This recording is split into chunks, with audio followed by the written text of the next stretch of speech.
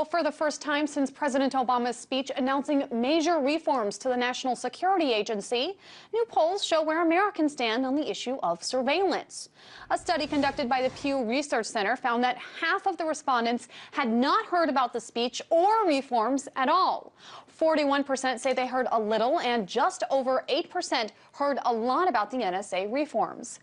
Of those who heard about the speech, 73% believe the reforms will not increase their privacy, and 79% think the changes will not impact U.S. counterterrorism efforts. So a lot of the country appears to be still divided on the issue or confused about its implications, even after the president's speech. Political commentator Sam Sachs recently wrote an op-ed on RT.com, and he joins me now to help me sort through some of this confusion.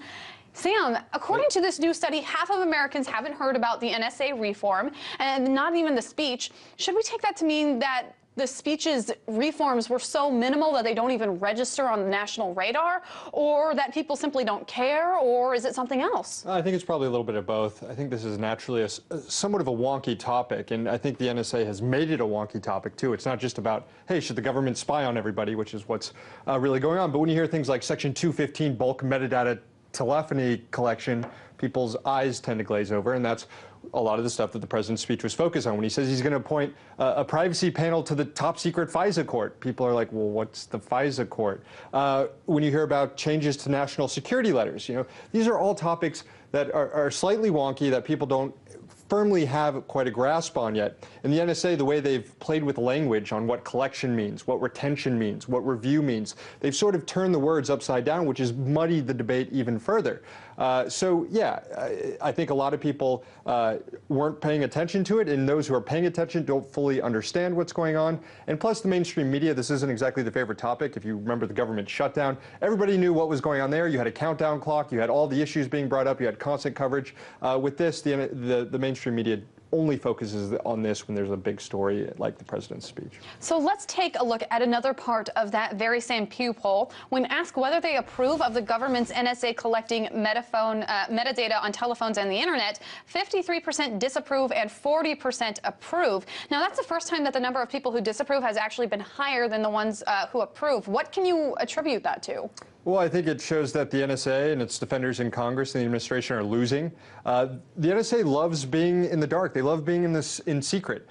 These disclosures have forced them to mount this PR push to go on 60 Minutes to explain these programs. And the more and more they've done that, you've seen public approval of these programs they're trying to defend go upside down. And now we have the majority of Americans disapproving of these programs. It also speaks to what Edward Snowden, what the journalists he's been working with, and what organizations like the ACLU and the EFF have been doing since these disclosures to try and get the American people outraged by what the government is doing. And it seems they're being more effective. The more the people learn about these topics, the more they distrust them. Now, another issue that was addressed during this very same poll was what to do with Edward Snowden and whether he is a whistleblower or a hero or a traitor. Now, that issue was kind of split 50-50. 45% say that they believe that he helped the public interest with those leaks. 43% say that he hurt the public interest. But the majority of people say that he should be prosecuted under U.S. law. So what should we make of this man and of this poll that Americans want to know more about the NSA, want to know more about what they're collecting, but also disapprove of the person that brought this information to light? I think the question is prosecuted for what? Right? Edward Snowden admits that he committed a crime. Glenn Greenwald was asked about it last week, and he admits that Edward Snowden broke the law. But what should he be charged with? Should he be charged with stealing government property?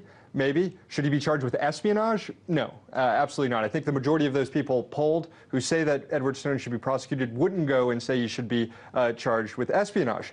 Look, there's a streak of civil disobedience here. People are willing to break the law, pay the consequences of that. It kind of makes more powerful the act they're doing.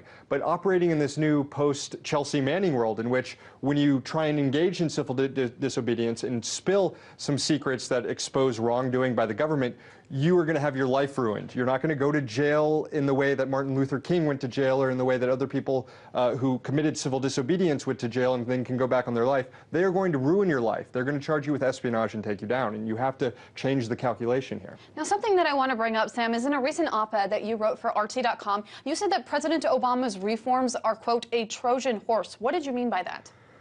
Thanks for the plug. What I meant is, look, this speech was billed as a major reform speech, the NSA, and there were some reforms introduced, but ultimately the speech was focused on Section 215, bulk metadata collection. This was the first program revealed by the Snowden documents. It's also a program that's in danger. It was almost defunded in July of last year, and that was before 7 months of more of NSA disclosures. There's efforts in the Senate to undo this program, and one federal judge has ruled it likely unconstitutional. So I think the president wanted to come out and save this program before it gets completely taken out. In June 1st, 2015, it expires altogether. And there might not be enough votes in Congress to end the program today, but there certainly aren't enough votes in Congress next year to renew it either. So the president made a deal. He says, look, the government, we're not going to retain this information anymore. He didn't say anything about collecting. They're going to still keep collecting the information. I compared him to cutting off his left hand to save his right hand. They're cutting off the left hand of retention to save the right hand or the other hand of collection. And I think we'll see if this gets the courts and Congress off his back.